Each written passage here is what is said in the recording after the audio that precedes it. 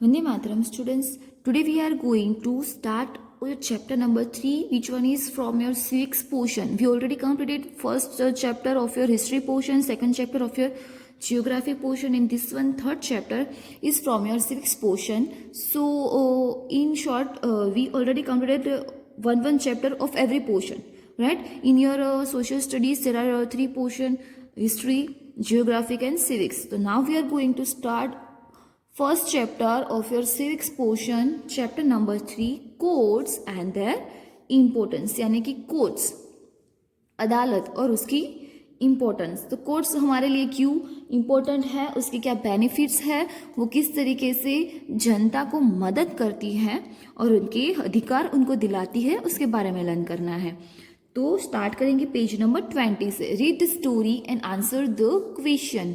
अभी एक स्टोरी है हमारे पास और उसको आंसर हमें देना है.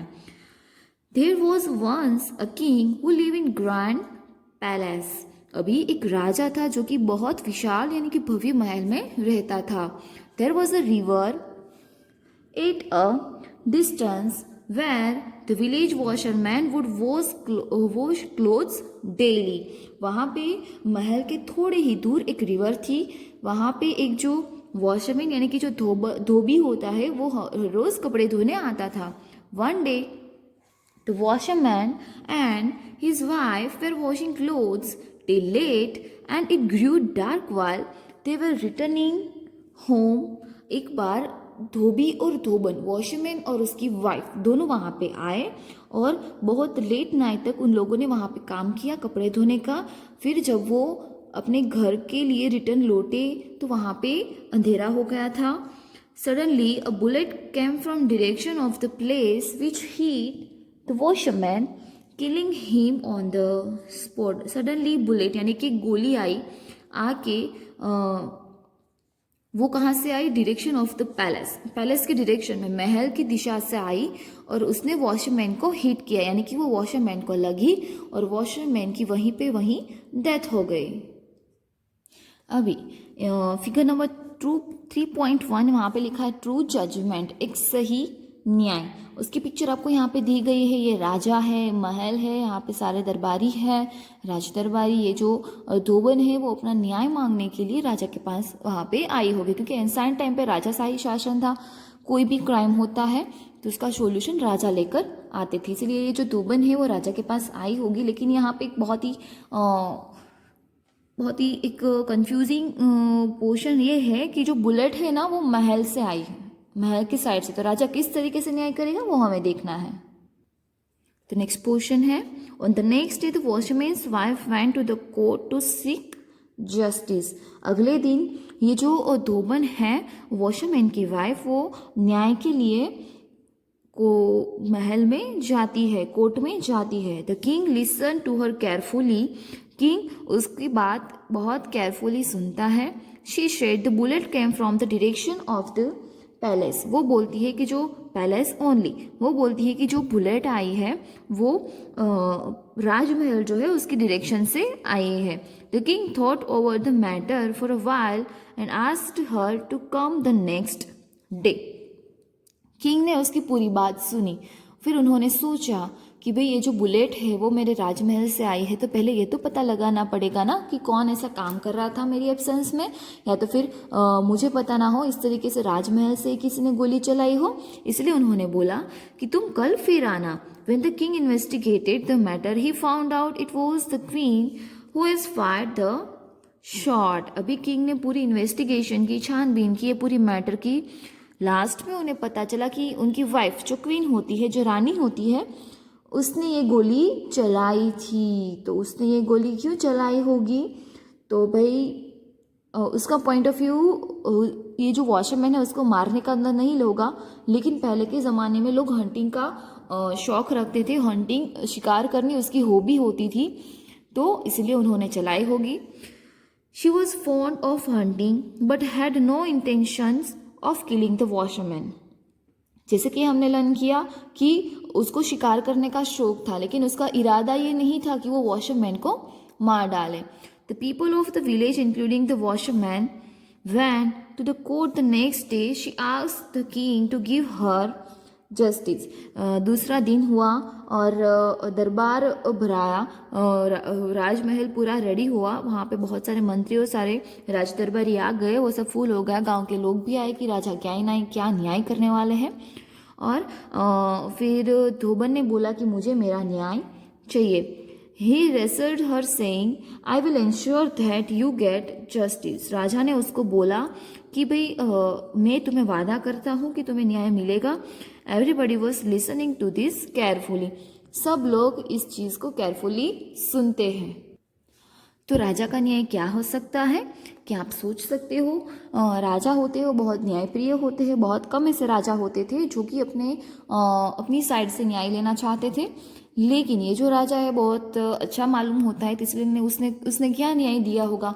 वो अपनी बेबी को भी दोषित नहीं ठहरा सकता, क्योंकि क्वीन का ऐसा इंटेंशन नहीं था कि वो धोबी को मार डाले। तो आपको सोचना है, उसको आइडेंटिफाई करना है। यहाँ पे नेक्स्ट पेज पे देखते हैं, यहाँ पे हमें एक गॉडेस ऑफ जस्टिस की एक प्रतिमा दी गई है। यहाँ पे आपको पूछा गया है कि ऑब्जर्व एंड राइट, इसको ऑब्जर्व करके लिखो। हमारे यहाँ पे लिखना नहीं है, इसको सिर्फ हमें समझना है। What do you see in the picture? आप इस पिक्चर में क्या देख सकते हो? तो भाई हम देख सकते हैं कि एक लेडी जो है हाथ में इस तरीके सा वेट जो जिसको हम तराजुआ बोलते हैं, इस तरीके का तराजू लेके और दूसरे हाथ में तलवार लेके आंखों पे पट्टी बांधे हुए खड़ी है। What is special about this idol? इस आइडल में स्पेशल क्या है? तो आइडल में स्पेशल ये है कि वो देख सकती है, उसके अलावा उसने अपने आंखों पे पट्टी बांधी है, तराजू है और उसके हाथ में तलवार है।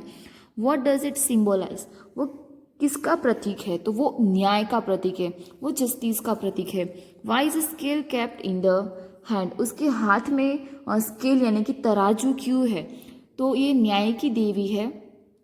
तो न्याय की देवी ऐसा मानती है कि वो दोनों साइड पे सही न्याय करे, कि गुनहगार को सजा बताए और जो निर्दोष होता है उसको न्याय दिलाए। वो किसी बड़े छोटे अमीर गरीब की साइड नहीं लेती है और वो अच्छे से न्याय करती है। What does sword symbolise in the hand of idol? अभी उसके हाथ में जो तलवार है वो क्या बताती है? तो वो बताती है कि एक और वो न्याय करेगी, दूसरी ओर जो गुनहगार होगा उसको कड़ी से कड़ी सजा दिलवाएगी। What is the idol known as? उसको हम क्या बोलते हैं? तो ये न्याय की देवी है, उसका नाम है आस्टीन। आस्टीन इसका नाम है। ओके, न्याय की देवी को हम बोलते हैं आस्टीन। Why the scale in the hand of the idol balanced? अभी मेन क्वेश्चन ये है कि उसके हाथ में, न्याय की देवी के हाथ में जो तराजू है वो बैलेंस क्यों है? तो जैसे कि हमने आगे लर्न किया कि ये जो न्याय की देवी है ना, वो कभी भी उच्च नीच या भेदभाव में नहीं मानती है, अमीर गरीब कोई भी हो, कोई भी पर्सन हो, लेकिन जब वो न्याय देने की बात आती है तो सबको एक समान न्याय देती है। Why is the goddess of justice blindfolded? वो ब्लाइंड फोल्डेड क्यों है? क्योंकि यानी कि उन्होंने अपने आंखों पे पट्टी क्यों बांध रखी है? तो वो जब न्याय देने आती है तो वो इंसान को नहीं देखती, उसको आइडेंटिफाई नहीं करती, वो सिर्फ यही देखती है कि किसके साथ क्या हुआ है और किसको सही न्याय मिलना चाहिए और किसको सही सजा मिलनी चाहिए। तो कोई उसका रिलेटिव क्यों ना हो। कभी कभी हम जाते हैं हमारा कुछ काम करवाने, तो वहाँ पे हमारे रिलेटिव्स होते तो कैसे हमारा काम चुटकियों में हो जाता है।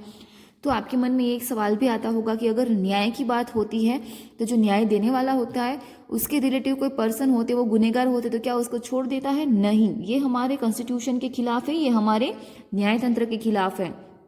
इसीलिए न्याय की देवी ने यहाँ पे जो ब्लैक कलर की पट्टी है वो बांध के रखी है, ब्लाइंड फोल्डेड है, क्योंकि वो ऐसा कहती है कि मैं किसी को जानती नहीं हूँ कि कौन मेरा रिलेटिव है कौन नहीं है, मैं सिर्फ न्याय करना जानती हूँ।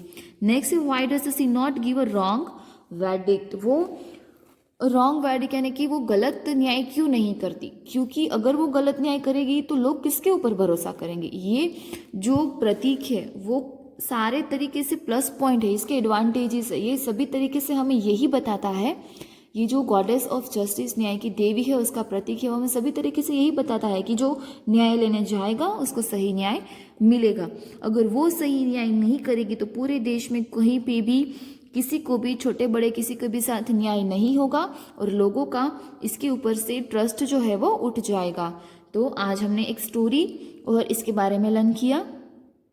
तो इसके क्वेश्चन आंसर्स आपको यहाँ पे नहीं लिखने, नोटबुक में लिखने हैं। ओके, अपने हिसाब से आप कुछ भी इसके आंसर्स में लिख सकते हो, जो कुछ भी आपको समझ में आया हो। राइट, सबके आंसर सेम हो ऐसा ज़रूरी नहीं है, लेकिन आपको अपने हिसाब से लिखना सीखना है। नेक्स्ट पोर्शन नेक्स्ट वीडियो से लर्न करेंगे।